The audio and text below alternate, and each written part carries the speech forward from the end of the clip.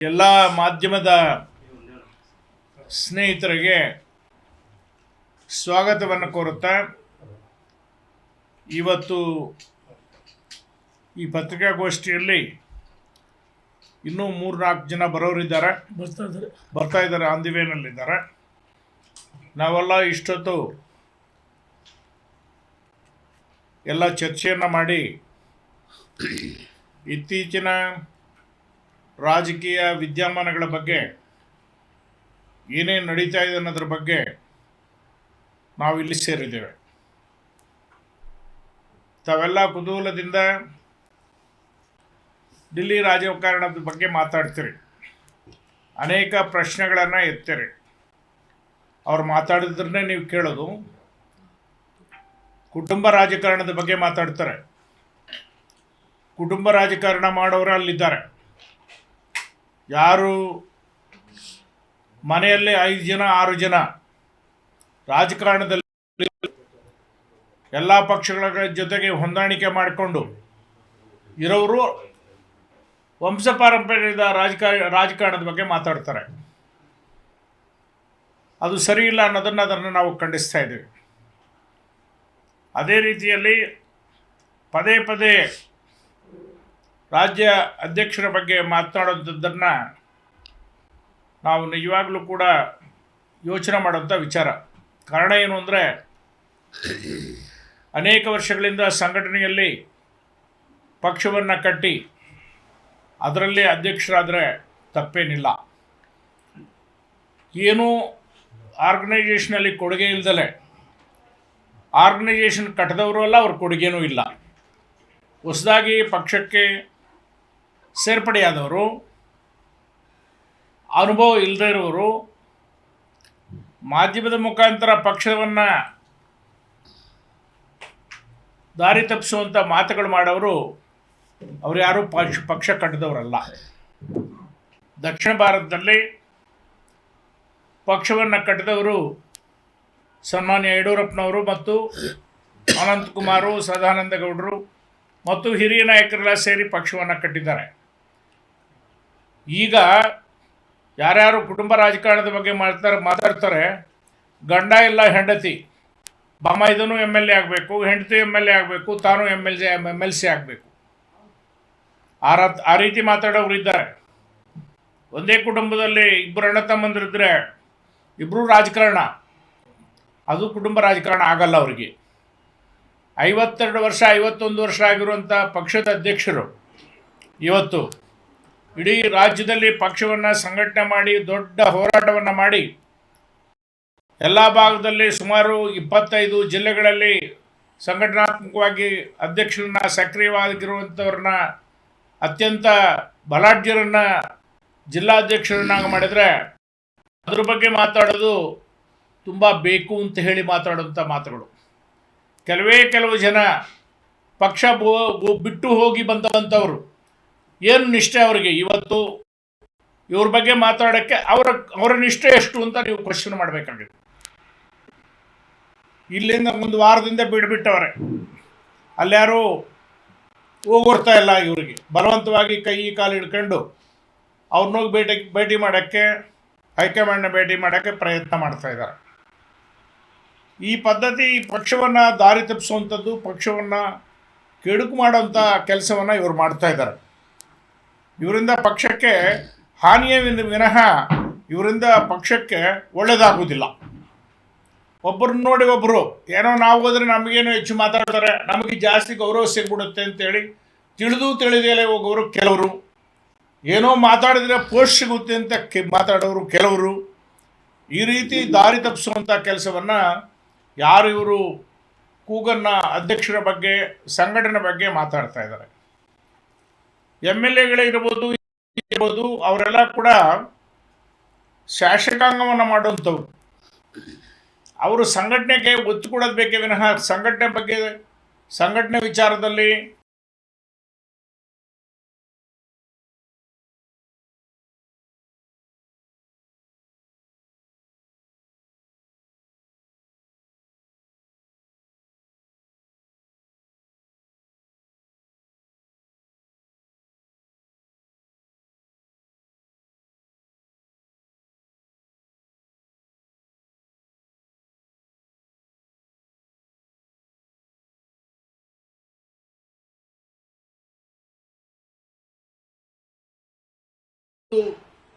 ಆತಂಕವನ್ನು ಉಂಟು ಮಾಡುವಂಥ ಕೆಲಸವನ್ನು ಮಾಡ್ತಾ ಇದ್ದಾರೆ.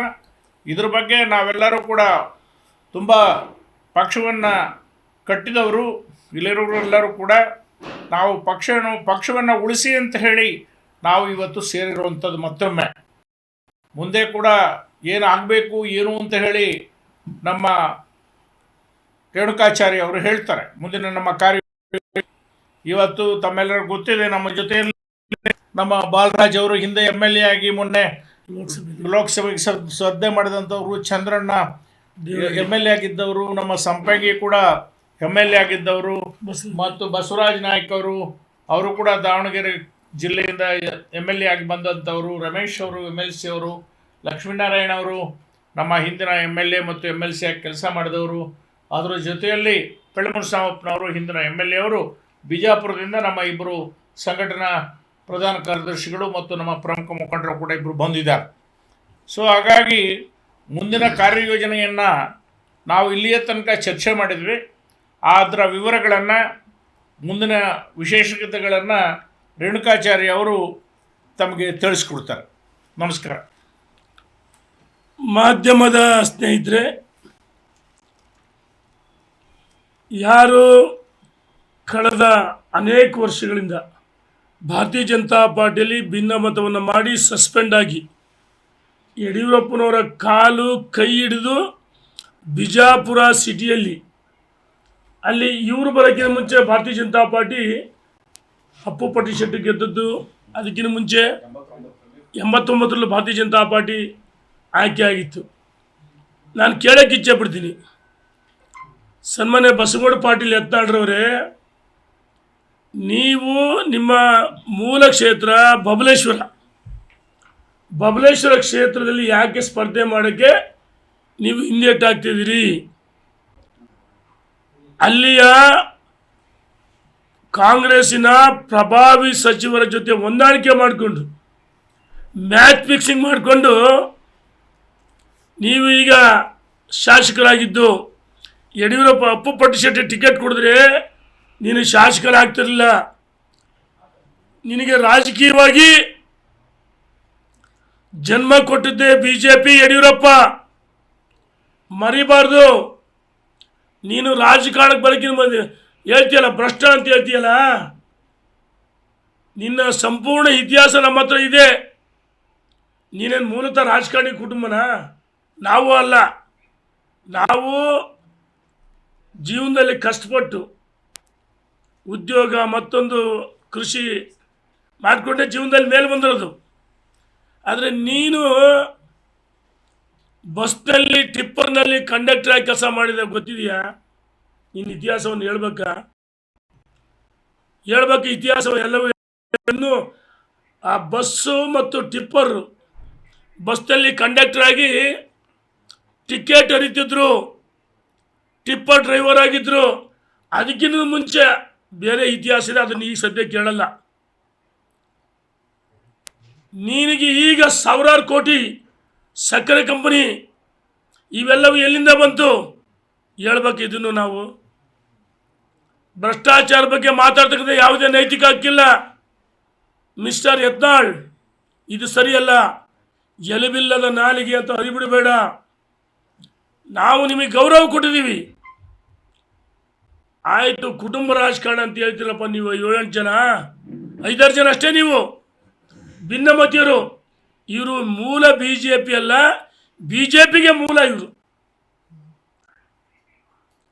ಕಾಂಗ್ರೆಸ್ನ ವಿರುದ್ಧ ಹೋರಾಟ ಮಾಡಿರಿ ಅಂದರೆ ಯಡಿಯೂರಪ್ಪನ ವಿಜಯ ಹೋರಾಟ ಮಾಡ್ತಿರಲ್ಲ, ನೀವು BJPಗೆ ಮೂಲ. ಆಯಿತು, ಸಿದ್ದೇಶ್ವರ ಸಂಸ್ಥೆ ಕಟ್ಟಿದ್ದು ನೀನಲ್ಲಪ್ಪ. ಆ ಸಿದ್ದೇಶ್ವರ ಎಂಥ ಹೆಸರಿದೆ. ಆ ಸಂಸ್ಥೆಯಲ್ಲಿ ಬಂದು ಹಾಕ್ಕೊಂಡು ಇಡೀ ಸಂಸ್ಥೆ ಕಬ್ಜಾ ಮಾಡ್ಕೊಂಡು, ಅದಕ್ಕೆ ನಿನ್ನ ಮಗನ ಕುಟುಂಬ ರಾಜಕಾರಣ ಅಂತ ಹೇಳ್ತೀಯಲ್ಲ, ಅದಕ್ಕೆ ನಿನ್ನ ಮಗನನ್ನ ಯಾಕಪ್ಪ ಡೈರೆಕ್ಟರ್ ಮಾಡ್ಕೊಳ್ತದೆ?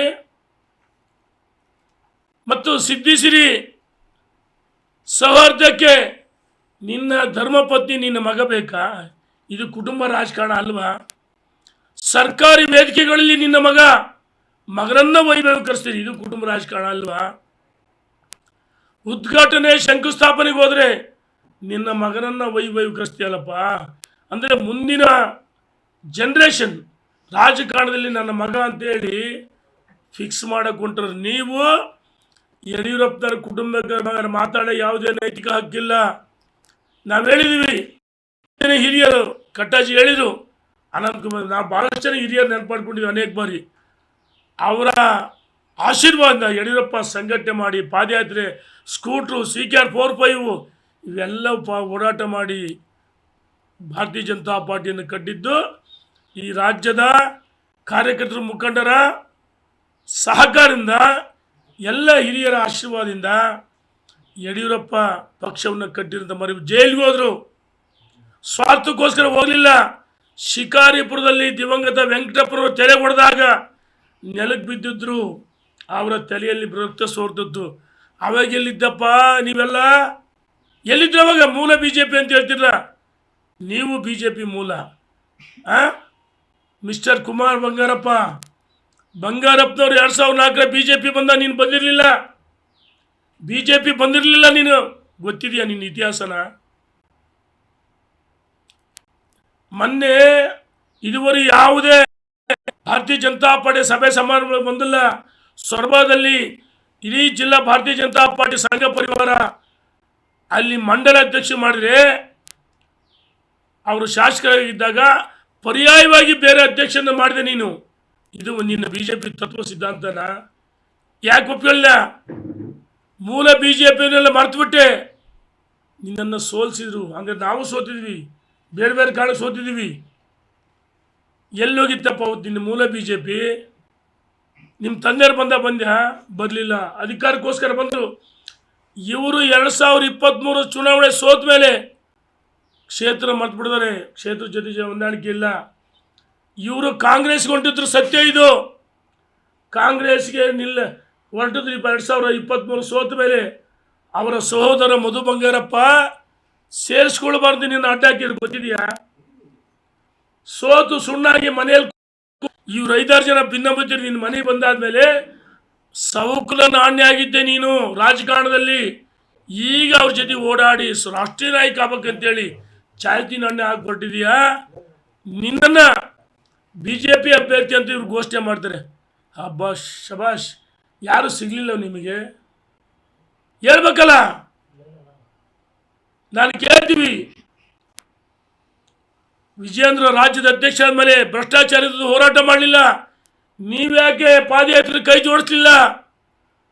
ಮೂಢ ಹಗರಣ ಇರ್ಬೋದು, ವಾಲ್ಮೀಕಿ ಹಗರಣ ಇರ್ಬೋದು, ನಾಗೇಂದ್ರ ತಡೆದಂಡ ಆಗಿದ್ದು ಯಾರಿಂದ? ಭ್ರೂಣ ಹತ್ಯೆ ಆಗ್ತದೆ, ನವಜಾತಿ ಶಿಶುಗಳ ಮಾರಣ ಹೋಮ ಆಗ್ತದೆ, ಗರ್ಭಿಣಿಯರು ಸಾವಾಗ್ತದೆ, ಲವ್ ಜಿಹಾದ್ ಮತ್ತು ಮೈಕ್ರೋ ಫೈನಾನ್ಸ್ನಿಂದ ಇವತ್ತು 16 ಜನ ಸಾವಾಗಿದೆ. ಜನ ಬೀದಿ ಕಂಡುಕೊಂಡಿದ್ದಾರೆ. ಇದರ ವಿರುದ್ಧ ಹೋರಾಟ ಮಾಡ್ತಕ್ಕಂಥ ನಮ್ಮ ರಾಜ್ಯದ ಅಧ್ಯಕ್ಷರು ಯಾರ ವಿರುದ್ಧ ಹೋರಾಟ ಇರಬೇಕಾಯ್ತು? ನಿಮ್ಮದು ಕಾಂಗ್ರೆಸ್ ಸರ್ಕಾರದ ವಿರುದ್ಧ ಹೋರಾಟ ಆಗಬೇಕಾಯ್ತು. ಜನ ಉಗಿತಿದ್ದಾರೆ. ಕಾರ್ಯಕರ್ತರ ಮುಖಂಡರು ನಾವು ಕ್ಷಮೆ ಕೇಳಿದ್ರೆ ಕೈ ಮುಗಿದ ಮಾಧ್ಯಮ ಮುಖಾಂತರ ಇವತ್ತು ಕಾರ್ಯಕರ್ತರ ಮುಖಂಡರು ನೋವಾಗಿದೆ. ಯಾರಿಂದ? ನಾವು ಅನಿವಾರ್ಯವಾಗಿ ಮಾಧ್ಯಮಕ್ಕೆ ಬರಬಾರ್ದೇ ಇತ್ತು. ನಾವು ಸೈಲೆಂಟ್ ಆಗಿದ್ವಿ. ಯಡಿಯೂರಪ್ಪನವರು ವಿಜಯೇಂದ್ರ ಮಾತಾಡಬಾರ್ದು. ಅನಿವಾರ್ಯವಾಗಿ ನಿನ್ನೆ ಸಂಜೆ 4:30-5 ಗಂಟೆಗೆ ಕರೆ ಮಾಡಿದಾಗ ತುರ್ತಾಗಿ ಒಂದು 10-11 ಜನ ಸೇರಿದ್ದೀವಿ. ತುರ್ತಾಗಿ ಸೇರಿದ್ದು. ನಾನು ಸವಾಲಾಗ್ತೀನಿ ನಿಮಗೆ, ನಿಮ್ಮ ನಾಟಕಗಳನ್ನು ಬಂದ್ ಮಾಡ್ರಿ. ಇವರೆಲ್ಲ ಏನಾಗಿದೆ ಅಂದರೆ ಜನರಿಗೆ ಕಾಮಿಡಿ ಪೀಸ್ ಆಗಿದ್ದಾರೆ.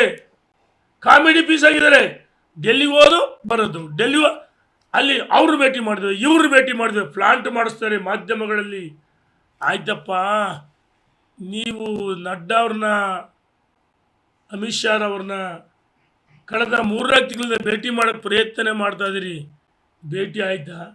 ಇವ್ರೇನು ಮಾಡ್ತಾರೆ ಹೊರಗಡೆ? ಇಲ್ಲ, ಭೇಟಿ ಆಗಿದ್ವಿ, ನಾವು ಫೋಟೋ ರಿಲೀಸ್ ಮಾಡಬೇಡ್ರಿ ಅಂದರೆ. ಎಷ್ಟು ಇವರು ನಾಟಕಗಳು ಪ್ಲಾಂಟ್ ಮಾಡಿಸ್ತಾರೆ. ಸ್ಟೋರಿಗಳನ್ನ ಪ್ಲಾಂಟ್ ಮಾಡಿಸ್ತಾರೆ ಮಾಧ್ಯಮಗಳಲ್ಲಿ. ಅರೆ ಇದು ಬಿಜೆಪಿ ಕಾರ್ಯಕರ್ತರು ಮುಖಂಡರು ಹೋಗಿದೆ, ಮತದಾರರು ಮಾತಾಡ್ತಾರೆ. ಬಿಜೆಪಿ ಅಧಿಕಾರಕ್ಕೆ ಬಂದಾಗ ಅಧಿಕಾರಕ್ಕೆ ಕೊಟ್ಟರೆ ಹಿಂಗಾಯ್ತು, ಯಡಿಯೂರಪ್ಪನವ್ರು ಇಳಿಸಿದ್ರು. ಯಡಿಯೂರಪ್ಪನವ್ರು 2 ಬಾರಿ ಇಳಿಸಲಿಕ್ಕೆ ಬಿಜೆಪಿ ಸ್ಥಿತಿ ಹೀನಾಯ ಆಯಿತು. ಈ ರಾಜ್ಯದ ಜನ ಮಾತಾಡ್ತಿದ್ದಾರೆ. ಆದರೆ ಇನ್ನೂ ನೀವು ನಿಮ್ಮ ಆಟಗಳನ್ನು ಇನ್ನೂ ಬಿಟ್ಟಿಲ್ಲ ಅಂದರೆ ಇನ್ನು ಮುಂದೆ ಈ ರಾಜ್ಯದ ಜನ ಕಾರ್ಯಕರ್ತರು ಮುಖಂಡರು ದಂಗೆ ಹೇಳ್ತಾರೆ. ಇವತ್ತು ಕಾಂಗ್ರೆಸ್ಸಿನ ವೈಫಲ್ಯಗಳು ಮೂಡ ಇರ್ಬೋದು, ವಾಲ್ಮೀಕಿ ಇರ್ಬೋದು, ಅಥವಾ ಅಧಿಕಾರ ವರ್ಗಾವಣೆ ಭ್ರಷ್ಟಾಚಾರ ಇರ್ಬೋದು, ಮೈಕ್ರೋ ಫೈನಾನ್ಸ್ನಿಂದ ಸಾವು ನೋವಾಗ್ತದೆ, ಮನೆ ಬಿಟ್ಟು ಹೋಗ್ತಿದ್ದಾರೆ, ಬಾವಿಗೆ ಆಡ್ತಾ ಇದ್ದಾರೆ, ನವಜಾತಿ ಶಿಶುಗಳ ಮಾರಣವಾಗ್ತದೆ, ಗರ್ಭಿಣಿಯರ ಸಾವಾಗ್ತದೆ, ದಂಧೆಯಲ್ಲಿ ಆಗೋದು ನಡೆಯುತ್ತಿದೆ, ಕಾಮಗಾರಿಗಳ ಅಭಿವೃದ್ಧಿನೇ ಇಲ್ಲ, ಭ್ರಷ್ಟಾಚಾರ ಕಾಂಗ್ರೆಸ್ಸು. ಇದರ ವಿರುದ್ಧ ಹೋರಾಟ ಮಾಡಿರಿ ಅಂತ ಜನ ಕಾರ್ಯಕರ್ತರು ಮುಖಂಡ ಹೇಳ್ತಿದ್ದಾರೆ. ವಿಜಯೇಂದ್ರ ಅವರ ಮನಸ್ಥಿತಿಯನ್ನು ಕುಗ್ಗಿಸ್ಬೇಕಂತ ಹೇಳಿದರೆ ಇದು ಸಾಧ್ಯವೇ ಇಲ್ಲ. ಯಡಿಯೂರಪ್ಪನವರು ಚಕ್ರವನ್ನು ಯಾವ ರೀತಿ ಕಟ್ಕೊಂಡು, ಕಾಲಿಗೆ ಚಕ್ರ ಕಟ್ಕೊಂಡು ಇಡೀ ರಾಜ್ಯದ ಉದ್ದಗಲಿಕ್ಕೆ ಪ್ರವಾಸ ಮಾಡಿ ಪಕ್ಷವನ್ನು ಕಟ್ಟಿದ್ರು, ಅಧಿಕಾರಕ್ಕೆ ತಂದಂಥವ್ರು.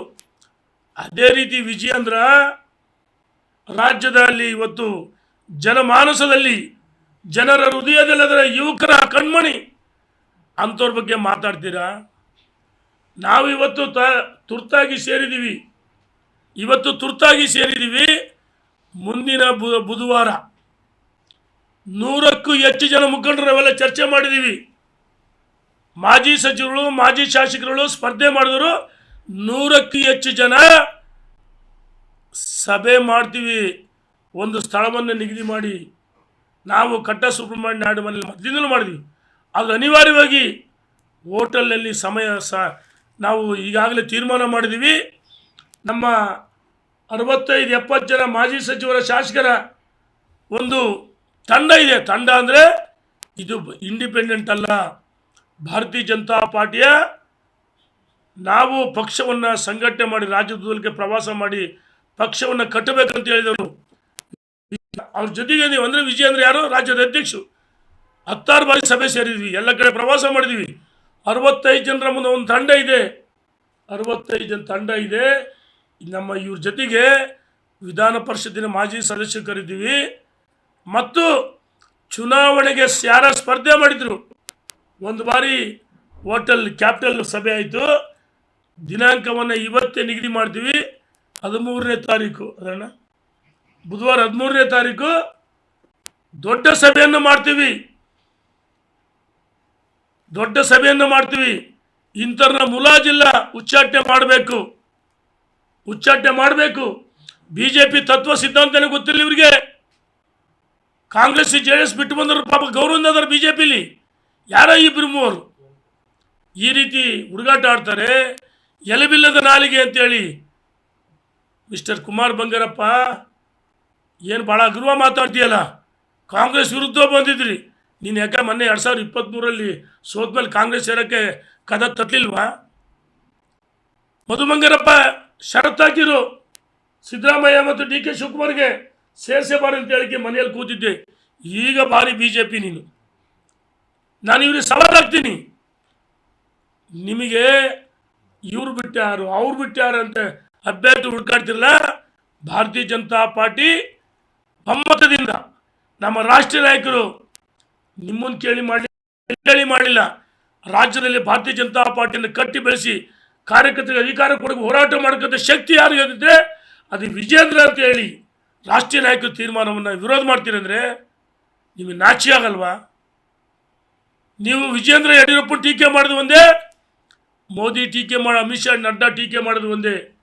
ಎಚ್ಚರಿಕೆಯಿಂದ ಮಾತಾಡಬೇಕು. ಇವತ್ತು ವಿಜಯೇಂದ್ರ ಯಡಿಯೂರಪ್ಪ ಟೀಕೆ ಮಾಡ್ತೀರಿ, ನಾಳೆ ಮುಂದುವರೆದ ಭಾಗ ನರೇಂದ್ರ ಮೋದಿನೂ ಟೀಕೆ ಮಾಡ್ತೀರಿ, ಅಮಿತ್ ಶಾನೂ ಟೀಕೆ ಮಾಡ್ತೀರಿ, ನಡ್ಡಾನೂ ಟೀಕೆ ಮಾಡ್ತೀರಿ. ಅದಕ್ಕೋಸ್ಕರ ನಾವು ಒಟ್ಟಾಗಿ ಸೇರಿ ತುರ್ತಾಗಿ, ಇದು ತುರ್ತು ಸಭೆ ಏನಾಗಿದೆ ಅಂದರೆ ಕಳೆದ 10 ದಿವಸಗಳಿಂದ ಧರ್ಮಸಭೆಗಳು, ದೇವಸ್ಥಾನ ಉದ್ಘಾಟನೆಗಳು, ಮದುವೆ ಸಮಾರಂಭಗಳು, ಪುಣ್ಯದ ಕೆಲಸಗಳು, ಗೃಹ ಪ್ರವೇಶ, ನಾವೆಲ್ಲ ಕ್ಷೇತ್ರದಲ್ಲಿದ್ವಿ. 10 ದಿವಸ ಕ್ಷೇತ್ರ ಓಟ ಮಾಡಿ ನಿನ್ನೆ ತುರ್ತಾಗಿ ಬಂದ್ವಿ, ಚರ್ಚೆ ಮಾಡಿದ್ದೀವಿ. ಮುಂದಿನ ಬುಧವಾರ ಮುಂದಿನ ಬುಧವಾರ 12ನೇ ತಾರೀಕು ಭಾಳ ದೊಡ್ಡ ಸಂಖ್ಯೆ ಸೇರ್ತೀವಿ. ಮತ್ತು ದಿಲ್ಲಿ, ಯಾಕಂದರೆ ಚುನಾವಣೆ ಆದರೆ ಬಿಜಿ ಆದರೆ ದಿಲ್ಲಿಗೆ ಹೋಗ್ಬೇಕಂತ ತೀರ್ಮಾನ ಮಾಡಿದ್ವಿ. ನಮ್ಮಲ್ಲಿ ಒಂದು ಏನು ಮಾಜಿ ಸಚಿವರ ಶಾಸಕರ ಸಭೆಯಲ್ಲಿ ಎಮರ್ಜೆನ್ಸಿ ಇದ್ದರೆ ಮಾತಾಡೋಕ್ಕೆ ನಮಗೆ ಕೆಲವರಿಗೆ ಏನೇ ನಿರ್ಣಯ ಇದ್ದರೂ ನಾವು ಅದಕ್ಕೆ ಸಹಮತ ಇದೀವಿ ಅಂತ ಹೇಳಿದರೆ ನಮ್ಮ ಗ್ರೂಪ್ನಲ್ಲಿ ಬೆಂಬಲವನ್ನು ವ್ಯಕ್ತಪಡಿಸ್ತಾರೆ. ಹಾಗಾಗಿ ದಿಲ್ಲಿಗೂ ತೆರಳ್ತೀವಿ. ನಾಯಕರ ಗಮನ ಸಮಯವನ್ನು ಕೇಳಿಕೊಂಡು ಇವ್ರಂಗೆ ಸುಮ್ಮನೆ ಹೇಳಿ ಆಗ್ಬಿಡ್ತೀವಿ ಅರಿವೇ ಆಗ್ಬಿಡ್ತದೆ. ಸುಮ್ಮನೆ ದಿಲ್ಲಿಗೋ ದಂಡಯಾತ್ರೆ ಇವರು ದಂಡಪಿಂಡಗಳು. ಇವರು ಮಾನಸಿಕ ಅಸ್ವಸ್ಥ ಆಗ್ಬಿಡ್ತಾರೆ. ಯಾಕೆ ಇಷ್ಟ ಆಡ್ತಾರೆ ಅಂದರೆ ವಿಜಯೇಂದ್ರ ರಾಜ್ಯದ ಅಧ್ಯಕ್ಷರಾಗಿ ಮುಂದುವರಿಯೋದು 100% ಸತ್ಯ. ಅದಕ್ಕೋಸ್ಕರ ಚಡಪಡಿಸ್ತಿದ್ದಾರೆ. ಏನಾದರೂ ಮಾಡಿ ತಡೆಗಟ್ಟಬೇಕು, ಮಾಧ್ಯಮಗಳು ಸೃಷ್ಟಿ ಮಾಡಿಸ್ಬೇಕು. ಈ ಸ್ವಾಮಿ ಜನ ಕೇಳ್ತಾರೆ, ಜನರಿಗೆ ಉತ್ತರ ಕೊಡೋಕ್ಕಾಗ್ತದೆ. ನಮಗೆ ಅಸಹ್ಯ ಆಗ್ತದೆ ಇವ್ರ ನಡವಳಿಕೆಗಳಿಂದ. ಮತ್ತು ಕಾಂಗ್ರೆಸ್ಸಿನ ಮುಖಂಡರುಗಳು ನಮಗೆ ಕೇಳ್ತಾರೆ, ನಿಮ್ಮ BJP ಒಳಗೆ ಏನು ನಡೀತಿದೆ? ಅರೆ ನಾವು ನೋಡಿ, ನಮ್ಮಲ್ಲಿ ಎಷ್ಟು ಗುಂಪುಗಳಿದಾವೆ, ಬಡ್ದಾಡ್ತಿದ್ದೀವಿ. SC ST ಆ ಸಮಾಜ ಈ ಸಮಾಜ, ಹಿಂದುಳಿದ ವರ್ಗ ಮುಂದುವರೆದ ವರ್ಗ ಹೊಡೆದಾಡ್ತಾ ಇದ್ದೀವಿ. ನಿಮ್ಮ ಇಶ್ಯೂವಿಂದ ನಮ್ಮ ಭ್ರಷ್ಟಾಚಾರಗಳು ಹೊರಗಡೆ ಬರ್ತಾ ಇಲ್ಲ. ನಮ್ಮ ತಂಡಗಳು 108 ಅವರಲ್ಲಿ ಗುಂಪುಗಳದ, ನಮ್ಮ ಯಾವ ಸುದ್ದಿ ಆಗ್ತಾ ಇಲ್ಲ, ನಿಮ್ಮ ಮಾತು ಸುದ್ದಿ ಆಗ್ತದೆ. ನಿಮಗೆ ಏನಾಗಿದೆ ಅಂತ ಕಾಂಗ್ರೆಸ್ಸಿನ ಮುಖಂಡರು ಶಾಸಕರು ಕೇಳ್ತಾರೆ. ನಮಗೆ ಅಸಹ್ಯ ಅನಿಸ್ತದೆ. ಅನಿವಾರ್ಯವಾಗಿ ಇವತ್ತು ತುರ್ತಾಗಿ ಸಭೆ ಸೇರಿದ್ವಿ. 12ನೇ ತಾರೀಕು ದೊಡ್ಡ ಮಟ್ಟದಲ್ಲಿ ನಾವು ನಿರ್ಣಯ ಮಾಡಿ ಸಭೆಯನ್ನು ಸೇರ್ತೀವಿ. ಮುಂದಿನ ಬುಧವಾರ ಯಾವ್ದಾದ್ರು ಹೋಟೆಲ್ ಒಂದು ಸ್ಥಳವನ್ನು ನಿಗದಿ ಮಾಡಿ ನಿಮಗೂ ತಿಳಿಸ್ತೀವಿ. ದಿಲ್ಲಿಗೆ ಹೋಗ್ತೀವಿ. ಇಲ್ಲಿ ನಿಲ್ಲಿಸಬೇಕು, ಇದು ಸರಿಯಲ್ಲ ಅಂತೇಳಿ ಗಿಚ್ಚಬಿಡ್ತೀವಿ. ಆಮೇಲೆ ಹರೀಶ್ ಯಡಿಯೂರಪ್ಪನ ಅವ್ರು ಹುಟ್ಟುಹಬ್ಬಕ್ಕೆ ನಾನು ಹೋಗಿದ್ದೆ. ಕೈ ಹಿಡಿದು ವಿಜಯೇಂದ್ರ ಕರ್ಕೊಂಬಂದು ಮೆರವಣಿಗೆ ಮಾಡಿಸಿದ್ದು. ನನ್ನನ್ನು ಕರೆದ ಪುಣ್ಯಾತ್ಮ. ಹೋಗಿ ಭರ್ಜರಿ ಭಾಷಣ ಮಾಡಿ ಟಿಕೆಟ್ ಕೊಡ್ತೀನಿ ಅಂತೇಳಿ ಗೆಲ್ಸ್ರಿ ಅಂತ ಹೇಳಿ ಬಂದ್ವಿ. ಮಿಸ್ಟರ್ ಹರೀಶ, ಯಾರಿಂದ ನೀನು MLA ಇದು ಗೊತ್ತಿದೆಯಾ? ಕ್ಷೇತ್ರದಲ್ಲಿ ನಿನ್ನ ಜನ ನಿನಗೆ ತೂತು ನನ್ನ ಪಕ್ಕ ಕ್ಷೇತ್ರ ಮುಗಿತಾ ಇದ್ದಾರೆ. ಯಡಿಯೂರಪ್ಪನ ಬಗ್ಗೆ ವಿಜೇಂದ್ರ ಬಗ್ಗೆ ಮಾತಾಡಲು ಸಹಿಸಲ್ಲ ಜನ.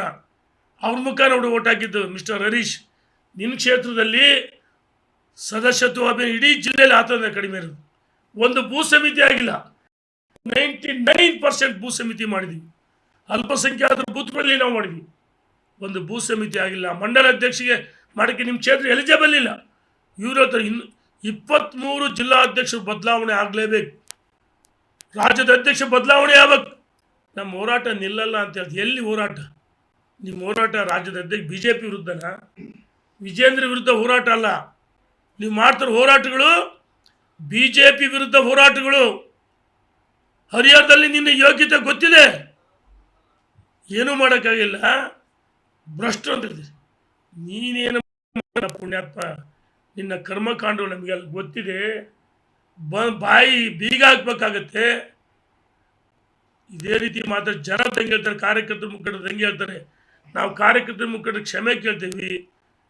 ನಮ್ಮ ಜಗಳದಿಂದ ಕಾಂಗ್ರೆಸ್ಸಿನ ಗುಂಪು ಇವತ್ತು ಕಾಂಗ್ರೆಸ್ ನೋಡಿ, ನಾವೇ ಅವರಿಗೆ ಅಧಿಕಾರ ಕೊಟ್ವಿ. ನಮ್ಮ ಒಳ ಜಗಳದಿಂದ 2013ರಲ್ಲಿ ಅಧಿಕಾರ ಕೊಟ್ಟದ್ದು ನಮ್ಮಿಂದ. ಯಡಿಯೂರಪ್ಪ ನಡೆಸಿದ್ರು. BJP ಏನಾಯ್ತು ಗೊತ್ತಿದೆ. ಮೊನ್ನೆ 2023 ಅದೇ ಮಾಡಿದ್ರು. ಏನಾಯ್ತು BJP? ವಿಜಯೇಂದ್ರ ಇಳಿಸಿದರೆ BJPಗೆ 10 ಸ್ಥಾನನೂ ಬರಲ್ಲ. ವಿಜಯೇಂದ್ರನ ಪಕ್ಷದ ಅಧ್ಯಕ್ಷ ಇಳಿಸಲ್ಲ. ರಾಷ್ಟ್ರೀಯ ನಾಯಕರಿಗೆ ಗೊತ್ತಿದೆ. ವಿಜಯೇಂದ್ರ ಅಧ್ಯಕ್ಷ ಮುಂದುವರಿತಾರೆ. ಇದು ನಮ್ಮೆಲ್ಲರ ಸಹಮತದ ಒಂದು ಒಮ್ಮತ್ತಿನ ತೀರ್ಮಾನ. ಮುಂದಿನ ವಾರ ದೊಡ್ಡ ಮಟ್ಟದಲ್ಲಿ ಸಭೆ ಮಾಡ್ತೀವಿ ಅಂತೇಳಿ ಮಾಧ್ಯಮ ಸ್ನೇಹಿತರಿಗೆ ಧನ್ಯವಾದಗಳು. ಮತ್ತೆ ಸಂಪ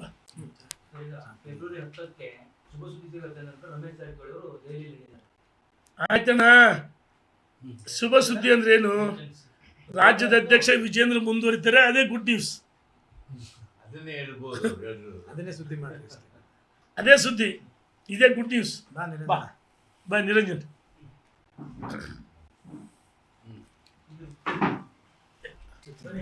ಪೂರ್ಣ ಬಾ, ಕೂತ್ಕೋ ಬಾ. ಇಲ್ಲಿ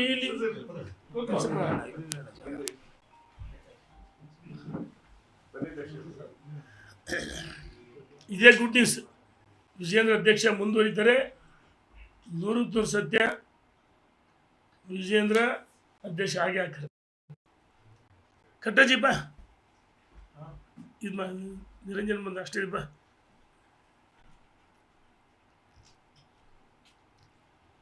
ಮತ್ತೆ ಕೇಳೋದಿದ್ರಣ್ಣ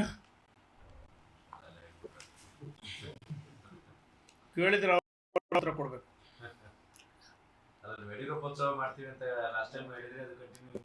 ಸಂಘಟನಾ ಪರ್ವ ನಡೀತಾ ಇದೆ. 23 ಜಿಲ್ಲಾಧ್ಯಕ್ಷರು. ಇನ್ನೊಂದು ಮಾತಾಡ್ತೀನಿ, 23 ಜಿಲ್ಲಾಧ್ಯಕ್ಷರ ಆಯ್ಕೆಯಲ್ಲಿ ವಿಜಯೇಂದ್ರ ಅವರ ಪಾತ್ರ ಇಲ್ಲ. ದೇಶಕ್ಕೆ ಹೆಂಗೆ ಚುನಾವಣೆ, ಆಂತರಿಕ ಚುನಾವಣೆ, ರಾಜ್ಯಕ್ಕೆ ಗಣೇಶ್ ಕಾರ್ಣಿಕ್ ಮತ್ತು 3 ಜಿಲ್ಲೆಗೆ ಒಬ್ಬರಿದ್ರೆ, ಜಿಲ್ಲೆಗೊಬ್ಬರು ಚುನಾವಣೆ ಉಸ್ತುವಾರಿಗಳಿದ್ರೆ, ಅಲ್ಲಿಯ ಲೋಕಲ್ ಹಾಲಿಗಳು, ಶಾಸಕರು, ಲೋಕಸಭಾ ಸದಸ್ಯರು ಮತ್ತು ವಿಧಾನ ಪರಿಷತ್ತಿನ, ವಿಧಾನಸಭೆಯ ಅಥವಾ ಸೋತವರು ಅಥವಾ ಮಾಜಿಗಳ ಅಲ್ಲಿ ಕೋರ್ ಕಮಿಟಿ ಅಭಿಪ್ರಾಯವನ್ನು ಸಂಗ್ರಹ ಮಾಡಿ ಪಾರದರ್ಶಕವಾಗಿ 23 ಜನ ಜಿಲ್ಲಾಧ್ಯಕ್ಷರು ಘೋಷಣೆ ಮಾಡಿದರೆ ವಿಜೇಂದ್ರ ಪಾತ್ರ ಏನಿಲ್ಲ. ಇದನ್ನು ಸುಳ್ಳು ಸುದ್ದಿ ಹಬ್ಬಿಸ್ತಾರೆ. ಹಾಗಾಗಿ ಈ ಸಂಘಟನಾ ಪರ್ವ ಇನ್ನೂ ಇದೆ. ಇದು ಮುಗಿದಾದ ನಂತರ ಯಡಿಯೂರಪ್ಪನ ಹುಟ್ಟಹಬ್ಬವನ್ನು ನಾವು ಮಾಡ್ತೀವಿ. ಲಿಂಗಾಯತ ನಾಯಕರು 3-4 ಜನ ಮಾತ್ರ ಇರೋದು. ಎಲ್ಲ ಲಿಂಗಾಯತ ನಾಯಕರು ಕೂಡ ಯಡಿಯೂರಪ್ಪನ ಮತ್ತೆ ವಿಜೇಂದ್ರ ಜೊತೆ ಇಲ್ಲ. ಪೇಮೆಂಟ್ ಮಾಡಿರ್ತಕ್ಕಂಥ ಸ್ವಾಮೀಜಿಗಳು 2-3 ಜನ ಇದ್ದಾರೆ ಅನ್ನುವಂಥ ಮಾತನ್ನ ಯತ್ನಾಳ್ ಹೇಳಿರೋದು. ಇದು ಅವ್ರು ಹೇಳಿದಂಥ ಮಾತು ನೋಡಿ. ನಾನು ಭಾಳ ಹುಷಾರು ಹೇಳ್ತೀನಿ. ಇಡೀ ವೀರಶೈವ ಲಿಂಗಾಯತ ಸಮುದಾಯಕ್ಕೆ ಸ್ವಾಮಿಗಳಿಗೆ ಪೇಮೆಂಟ್ ಅಂದರೆ ಇಡೀ ಸಮಾಜ ಒಳಪಂಗಡರು ಎಲ್ಲ ಸೇರಿ ವೀರಶೈವ ಲಿಂಗಾಯತ ಸಮುದಾಯದ ಮಠಾಧೀಶರಿಗೆ ಮಾಡಿದಂಥ ಅಪಮಾನ ಕ್ಷಮೆ ಕೇಳಬೇಕಾ? ಏನು ಪೇಮೆಂಟ್ ಸ್ವಾಮಿಗಳ? ಯಡಿಯೂರಪ್ಪ ವೀರಶೈವ ಲಿಂಗಾಯತ ನಾಯಕ ಅಲ್ಲ. ಯಡಿಯೂರಪ್ಪ ಮಾಸ್ ಲೀಡರ್, ಜಾತ್ಯತೀತ ನಾಯಕ. SC ST ಹಿಂದೂದುರ್ಗ ಎಲ್ಲ ಸಮುದಾಯಗಳಿಗೆ ಸಾಮಾಜಿಕ ನ್ಯಾಯ ಕೊಟ್ಟಂದ್ರೆ ಯಡಿಯೂರಪ್ಪ. ಒಂದು ವೀರಶೈವ ಲಿಂಗಾಯತರು ಹಿಂದೆ 2004ರಲ್ಲಿ 2018ರಲ್ಲಿ ಯಡಿಯೂರಪ್ಪ ಮುಖ್ಯಮಂತ್ರಿ ಆಗ್ತಾರಂತ ಮತಗಳನ್ನು ಕೊಟ್ಟರು. ಅವ್ರ ಜೊತೆಗೆ ಪರಿಶಿಷ್ಟ ಜಾತಿ ಪಂಗಡ ಎಲ್ಲವರ್ಗ ಹಿಂದುಳಿದವ್ರಿಗೆ ಮತ ಕೊಟ್ಟರು. ಯಾವಾಗ ಯಡಿಯೂರಪ್ಪ ಇಳಿಸಿ ಮೋಸ ಮಾಡಿರಲ್ಲ, ವಾಪಸ್ ವೀರಶೈವ ಲಿಂಗಾಯತರು ಉಲ್ಟಾ ಹೊಡೆದ್ರು. ವೀರಶೈವ ಲಿಂಗಾಯತರು ಅಷ್ಟೇ ಅಲ್ಲ, ಸಮುದಾಯಗಳೆಲ್ಲ ಯಡಿಯೂರಪ್ಪನಂತ ಪಕ್ಷವನ್ನು ಕಟ್ಟಿದ ಮಹಾನಾಯಕರಿಗೆ ಅನ್ಯಾಯ ಮಾಡಿದ್ರೆ ಉಲ್ಟಾ ಹೊಡೆದ್ರು. ಯಾವಾಗ ಯಡಿಯೂರಪ್ಪನವ್ರು KJPಯಿಂದ ವಾಪಸ್ ಕರ್ಕೊಂಡ್ಬಂದು ನರೇಂದ್ರ ಮೋದಿ, ಅಮಿತ್ ಶಾ, ನಡ್ಡಾ ಅವರು ರಾಜ್ಯದ ಅಧ್ಯಕ್ಷ ಮಾಡಿದ ಮೇಲೆ ವೀರಶೈವ ಲಿಂಗಾಯತ ಸಮುದಾಯ ಮತ್ತು ಪರಿಶಿಷ್ಟ ಜಾತಿ ಪಂಗಡ ಹಿಂದುಳಿದವರ್ಗ ಒಂದು ಚುನಾವಣೆಯಲ್ಲಿ ನಾವು ಗೆಲ್ಲಬೇಕಂದ್ರೆ ಒಂದು ಸಮುದಾಯದಿಂದಲ್ಲ, ವೀರಶೈವ ಲಿಂಗಾಯತ ಸಮುದಾಯನೇ ಬೇಕು, ಒಕ್ಕಲಿಗ ಸಮುದಾಯನೇ ಬೇಕು, SC STನೇ ಬೇಕು, ಹಿಂದುಳಿದವರ್ಗ ಸಬ್ಕಾಸ್ಟ್ಗಳು ಭಾಳ ಅದಾವೆ ಎಲ್ಲ ಸಮುದಾಯಗಳಲ್ಲಿ. ಎಲ್ಲರೂ ಸೇರಿ ಯಡಿಯೂರಪ್ಪನ ಮುಖ್ಯಮಂತ್ರಿ ಆಗಲಿ ಅಂತೇಳಿ 2018ರಲ್ಲಿ ಮತ ಕೊಟ್ಟರು. ಅವತ್ತು ಕೆಲವು ಗೊಂದಲದಿಂದ 105 ಸ್ಥಾನ ಬಂದ್ವಿ. ಯಡಿಯೂರಪ್ಪ ಕೇವಲ ವೀರಶೈವ ಲಿಂಗಾಯತ ಅಷ್ಟೇ ಅಲ್ಲ, ಒಂದು ಪಕ್ಷ ರಾಜಕಾರಣ ಮಾಡಬೇಕಂದ್ರೆ ಎಲ್ಲ ಸಮುದಾಯ ಭಾಳ ಮುಖ್ಯ. ಅಂಬೇಡ್ಕರ್ ಸಂವಿಧಾನ ಏನು ಹೇಳುತ್ತೆ? ಅಂಬೇಡ್ಕರ್ ಸಂವಿಧಾನ, ಬಸವಣ್ಣನವರ ಆಶಯದಂತೆ ನಾವು ರಾಜಕಾರಣ ಮಾಡ್ತೀವಿ.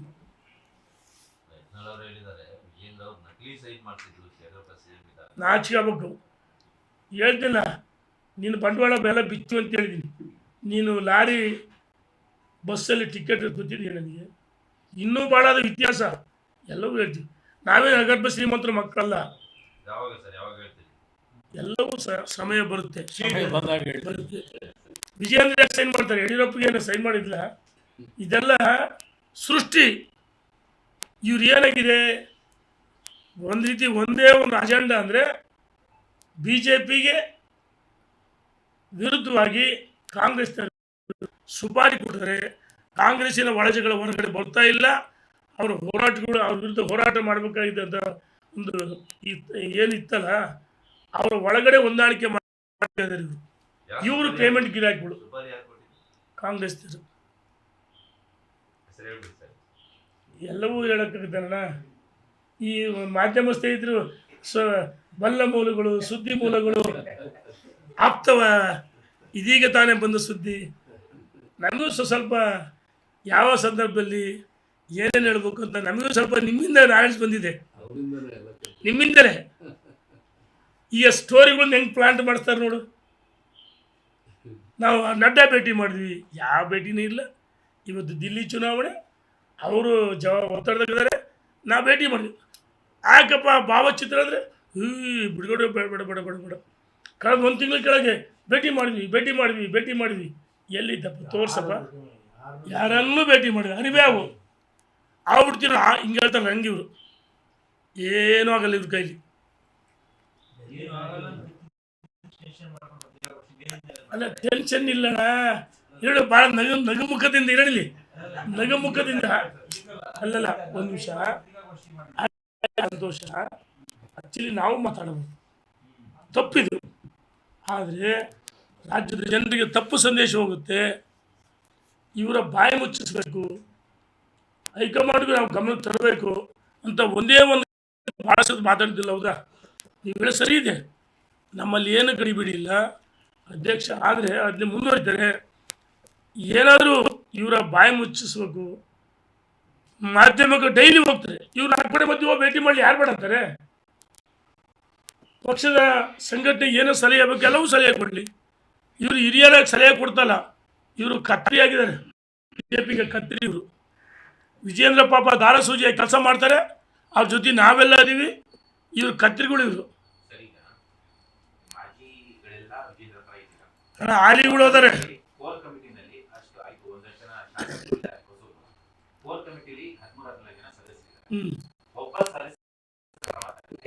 ಯಾವಾಗ ಮಾಧ್ಯಮಕ್ಕೆ ಮುಂದೆ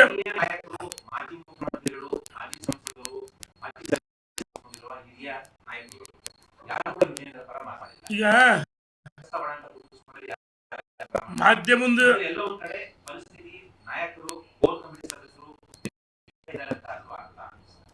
ಮಾಧ್ಯಮದ ಮುಂದೆ ಮಾತಾಡಿದ ತಕ್ಷಣ ಅಲ್ಲ, ಮಾತಾಡಲಿಲ್ಲ ಅಂದ ತಕ್ಷಣ ವಿರುದ್ಧವಾಗಿರೋಂತ ಅಲ್ಲ. ಯಾರೂ ವಿರುದ್ಧವಾಗಿಲ್ಲ. ಇದೆಲ್ಲ ನಾನು ಈಗ ಕೇಳ್ತೀನಿ. ಮೊನ್ನೆ ಅಲ್ಲ ಏನು ದಿಲ್ಲಿ ನಮಗೆ ಅವ್ರ ಬೆಂಬಲ ಇವ್ರ ಬೆಂಬಲ ಹೇಳ್ತಲ್ಲ, ಹಂಗಾರೆ ಮತ್ತೆ ಅವ್ರ ಪರವಾಗಿ ಯಾಕೆ ಎಲ್ಲಿ ನೇರವಾಗಿ ಎಲ್ಲಿ ಮಾಧ್ಯಮದ ಮುಂದೆ ಹೇಳಿಲ್ಲ? ಹಂಗಾರೆ ಸ್ಟೋರಿಗಳನ್ನ ಪ್ಲಾಂಟ್ ಮಾಡಿಸೋದ್ರಲ್ಲಿ ಇವರು ಭಾಳ ನಿಸ್ಸೀಮರು.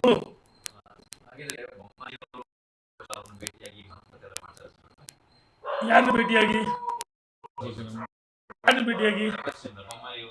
ಯಾರನ್ನ ಯಾವ ಮಾತಾಡಿದ್ದಾರೆ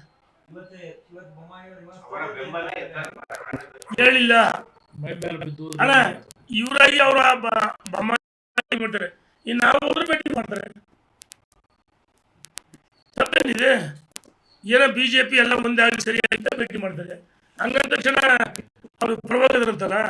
ಇನ್ನೂ ಒಂದು ಸುದ್ದಿ ಮಾಡಿಸ್ಯಾರೆ, ಕೋರ್ ಕಮಿಟಿ ಸದಸ್ಯರು ನಮಗೆ ಸಹಿ ಮಾಡಿ ಕೊಟ್ಟಿದ್ದಾರೆ, ತೋರ್ಸಪ್ಪ ಪತ್ರನ. ಎಷ್ಟು ಚೆನ್ನಾಗಿ ಈ ಸಿನಿಮಾದಲ್ಲಿ ಎಲ್ಲರೂ ಬಣ್ಣ ಹಚ್ಚಿ ಅಭಿನಯ ಮಾಡ್ತಾರೆ. ಏನೂ ಇಲ್ಲ, ಬಣ್ಣ ಹಚ್ಚಿ ನಾಟಕ. ಇವರು ಬಣ್ಣ ಹಚ್ಚಾಗ ನಾಟಕ ಮಾಡಿಬಿಡ್ತಾರೆ. ಯಾರು ಈ 4-5 ಜನ ಆರ್ ಅಶೋಕ್ ಬೊಮ್ಮಾಯಿ ಸಂಸದರು ಅವ್ರ ಪರ ಇಲ್ಲ, ಪಕ್ಷದ ಪರ ಆದರೆ ರಾಜ್ಯದ ಅಧ್ಯಕ್ಷ ಅಲ್ಲ. ಇವರು ಸ್ಟೋರಿನ ಪ್ಲಾಂಟ್ ಮಾಡಿಸ್ತಾರೆ ಅಂತ ಹೇಳಿ ನಾಣಯ್ಯ. ಧನ್ಯವಾದ.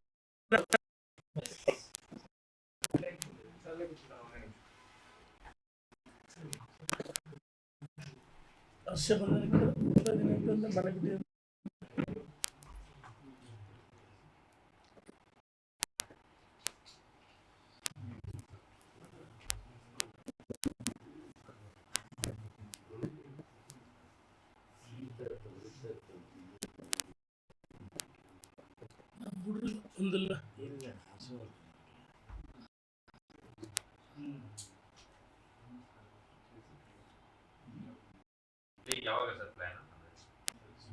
ಮಾತಾಡ್ತೀವಿ, ಚರ್ಚೆ ಮಾಡ್ತೀವಿ. ಇನ್ನೂ ಕೆಲವು ಬರೋದಾರೆ ಚರ್ಚೆ ಮಾಡ್ತೀವಿ.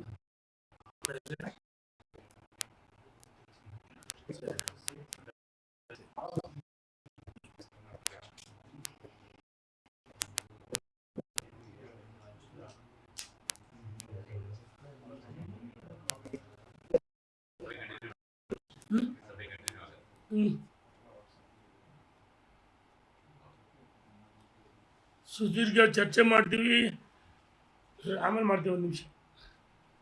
ನಮ್ಮ ಮುಂದಿನ ಅಜೆಂಡಾ ದಿಲ್ಲಿ ಎಲ್ಲವೂ ಇದು ಭಾಳ ಮುಖ್ಯ.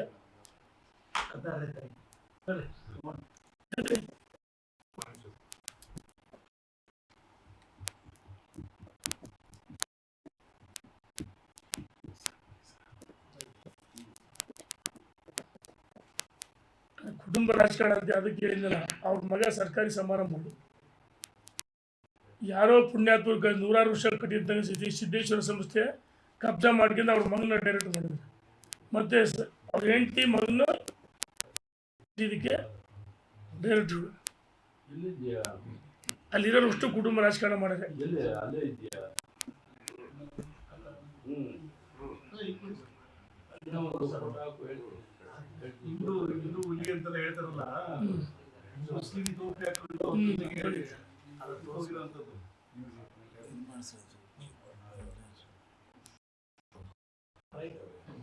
ಈಗ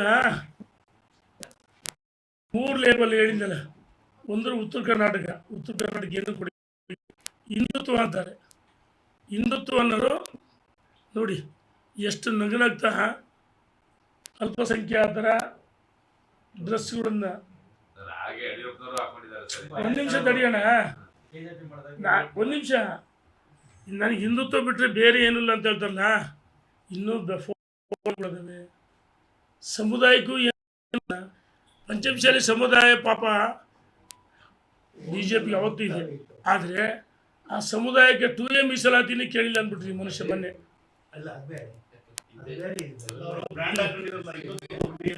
ಈಗ ಮಾತೆತ್ರಿ ನೋಡ, ಅವರು ಈ ಇಫ್ತಿಯಾರ್ ಕೂಟ ಅಂತಾರಲ್ಲ, ಅಲ್ಲಲ್ಲ, ಆ ಇಫ್ತಿಯಾರ್ ಕೂಟದಲ್ಲಿ ಭಾಗವಹಿಸಿ ಇಫ್ತಿಯಾರ್ ಕೂಟ ರೆಡಿ ಮಾಡಿಸಿ ಇವರು ಅವ್ರಿಗೆ ಕಬಾಬು, ಚಿಕನ್ನು, ಬಿರಿಯಾನಿ ತಿನ್ನಿಸಿದ್ದು ಫೋಟೋಗಳು ನಮ್ಮ ಹತ್ರ ಅದಾವ. ಇದು ಹಿಂದೂ ಹುಲಿನ ಬಣ್ಣ. ಅವ್ರ ಅವ್ರ ಧರ್ಮ ಅವ್ರು ಮಾಡ್ಕೊಂಡು ನಮ್ಮದೇ ಇರಲ್ಲ. ಆದರೆ ಭಾಳ ಹಿಂದುತ್ವ ಅಂತ ಹೇಳೋ ಮನುಷ್ಯ, ನೀನು ಯಾಕಪ್ಪ JDSಗೆ ಹೋದೆ? ನೀನು ಯಾಕಪ್ಪ ಇದನ್ನೆಲ್ಲ? ನೀನು ಯಾವಾಗ ಅಲ್ಪಸಂಖ್ಯಾತರಾದ್ರೆ? ಇವರೆಲ್ಲ ಮುಖವಾಡಗಳಷ್ಟೇ.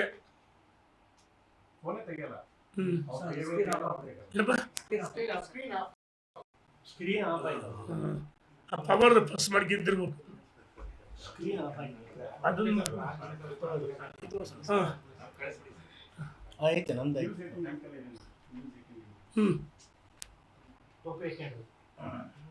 ಎಲ್ಲೋ ತಪ್ಪ ಹಿಂದುತ್ವ ನಿಂದು ಅಣ್ಣ. ಹಳೇದಾಗ್ಲಿ ಯಾವ್ದಾರಾಗ್ಲಿ ಅಂದ್ರೆ ಅಣ್ಣ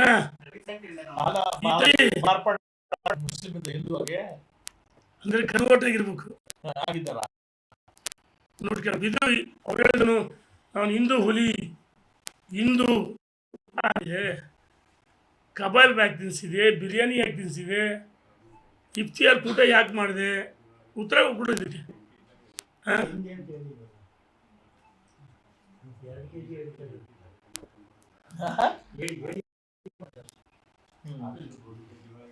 ಅವ್ರದ್ದು ಆರೋಪ ಇರೋದೇನಂದ್ರೆ ಯಡಿಯೂರಪ್ಪನವರು KJP ಹೋಗಿದ್ದಾರಲ್ಲ, KJP ಹೋದಾಗ ಯಾರೆಲ್ಲ ಸಪೋರ್ಟ್ ಮಾಡಿದ್ರೆ ಈಗ ಅವ್ರದೇ ಆ ಟೀಮ್ ಇಟ್ಕೊಂಡು ಪಕ್ಷ ಕಟ್ತಾರೆ. ನೀನೇ JDSಗೆ ಹೋಗಿ ಮಾಡಬಾರ್ದು ಮಗ ಇದು ಮಾಡಿದೀಯಾ? ಯಡಿಯೂರಪ್ಪನವರು ಯಾವುದೋ ಯಡಿಯೂರಪ್ಪನ ನಿಲ್ಲಿಸಿದ್ರು, ಯಡಿಯೂರಪ್ಪ ಕಟ್ಟಲಿಲ್ಲ. ಜನರು BJP ನಿಮಗೆ ಅನ್ಯಾಯ ಮಾಡ್ತು ಅಂತೇಳಿ ಯಡಿಯೂರಪ್ಪನ ಭಾಳಷ್ಟು ಜನ ಮಠಾಧೀಶರು ಪಕ್ಷ ಕಟ್ಟಿ ಅಂತ ಹೇಳಿದರು. ಆಯಿತಾ? ಆದರೆ ಯಡಿಯೂರಪ್ಪನ ನರೇಂದ್ರ ಮೋದಿ ಪ್ರಧಾನಮಂತ್ರಿ ಆಗಬೇಕಂತ ಒಂದೇ ಕಾರಣಕ್ಕೆ BJPಗೆ ವಾಪಸ್ ಬಂದು ಪಕ್ಷವನ್ನು ಇವತ್ತು ಸದೃಢಗೊಳಿಸಿದ್ದಾರೆ. ಎಷ್ಟು ಹೋರಾಟಗಳು, ಪಾದಯಾತ್ರೆಗಳು, ಜೈಲು ಅನುಭವಿಸಿದ್ದಾರೆ ಯಡಿಯೂರಪ್ಪನವರು. ಯಡಿಯೂರಪ್ಪನ ಬಗ್ಗೆ ಮಾತಾಡ್ತಾ ಇದ್ದಾರೆ, ಇವ್ರ ಜನ್ಮಕ್ಕೆ ನಾಚಿಕೆ ಆಗಬೇಕು. ಇವತ್ತು ದಿಲ್ಲಿಂದ ಬಿಟ್ಟು ಬಂದು ಮರ್ಯಾದೆ ಪಕ್ಷದ ಜೊತೆಗಿರಿ ಅಂತ ಹೇಳ್ತೀನಿ ನಾನು. ಧನ್ಯವಾದ.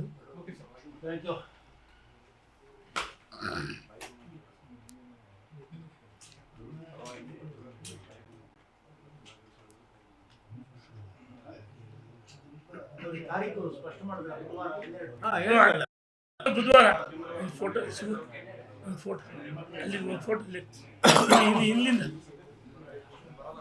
ನಮ್ಮ ಹುಡುಗರು ಬಂದಿಲ್ಲ ಸೋಷಿಯಲ್ ಮೀಡಿಯಾ ಹುಡುಗರು ಊರಲ್ಲಿ ಹಬ್ಬ ನಾನು ತುರ್ತಾಗಿ ಬಂದಿರೋದು ಇವತ್ತು ಕ್ಷೇತ್ರದಲ್ಲಿ 8 ದಿವಸ ಅಲ್ಲೇ ಇದ್ವಿ. ಮದುವೆ ಸಮಾರಂಭಗಳು, ದೇವಸ್ಥಾನ ಉದ್ಘಾಟನೆ, ಧರ್ಮಸಭೆಗಳು, ಗೃಹ ಪ್ರವೇಶಗಳು, ಇನ್ನು ಸಾವು ಅಂತೂ ಇದ್ದ ಕಂಟಿ ಸುದ್ದಿಲ್ಲ. ನಮ್ಮ ಬ್ರದರ್ಸ್ ಹೋಗ್ತಾರೆ.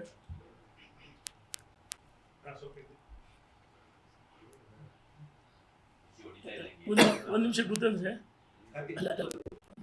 ಅಲ್ಲಿ ಇದು ಬರುತ್ತೆ.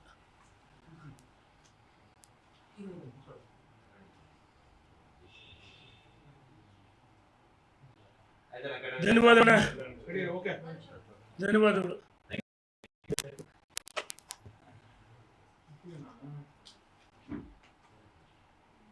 ನಮ್ದು ಇನ್ನೊಂದು ಸುದ್ದಿನ ಮಾತುಕತೆ ಇದೆ. ನೀವೆಲ್ಲ ಅಲ್ಲ, ಅದಕ್ಕೆ ಧನ್ಯವಾದಗಳು ಹೇಳಿದ್ದು. ಮುಂದಿನ ರೂಪರೇಷೆ ಬಗ್ಗೆ ಚರ್ಚೆ ಮಾಡ್ತೀವಿ.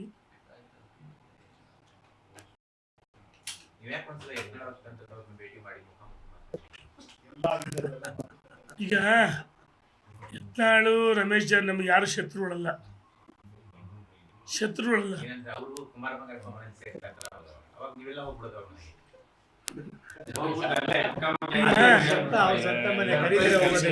ಈಗ ನಾವು ನೋಡೋಣ, ಈಗ ಅವರು ಮುಕ್ತ ಮನಸ್ಸಿನಿಂದ ಯಡಿಯೂರಪ್ಪನವ್ರ ಮನೆಗೆ BJP ಆಫೀಸಿಗೆ ಬರಲಿ, ಹೌದಲ್ಲ? ನಾವ್ಯಾಕೆ ಅವ್ರ ಮನೆಗೆ ಹೋಗೋಣ? BJP ಆಫೀಸಿಗೆ ಬರಲಿ, ಮುಖಾಮುಖಿ ಚರ್ಚೆಗೆ ಎಲ್ಲರೂ ಒಂದಾಗುವ. ಅದರಲ್ಲಿ ಏನಿದೆ? ಪಕ್ಷಕ್ಕೋಸ್ಕರ, ಕಾರ್ಯಕರ್ತರು, ಮುಖಂಡರಿಗೋಸ್ಕರ, ಸಂಘಟನೆಗೋಸ್ಕರ. ಸಂಘಟನೆ ಮುಖ್ಯ, ನಮ್ಗಳು ಪ್ರತಿಷ್ಠೆ ಏನೂ ಇಲ್ಲ. ಇಲ್ಲಣ್ಣ, ಅದನ್ನೇ ಬರಲಿ, ಅಲ್ಲ BJP ಆಫೀಸಿಗೆ ಬರಲಿ, ಚರ್ಚೆ ಮಾಡೋಣ, ಕಾಂಗ್ರೆಸ್ ಹೋರಾಟ ರೂಪರೇಷೆ ಮಾಡೋಣ, ಕಾಂಗ್ರೆಸ್ಸಿನ ವೈಫಲ್ಯಗಳನ್ನ ಜನರ ಮುಂದೆ ಮನೆ ಮನೆಗೆ ಹೋಗೋಣ.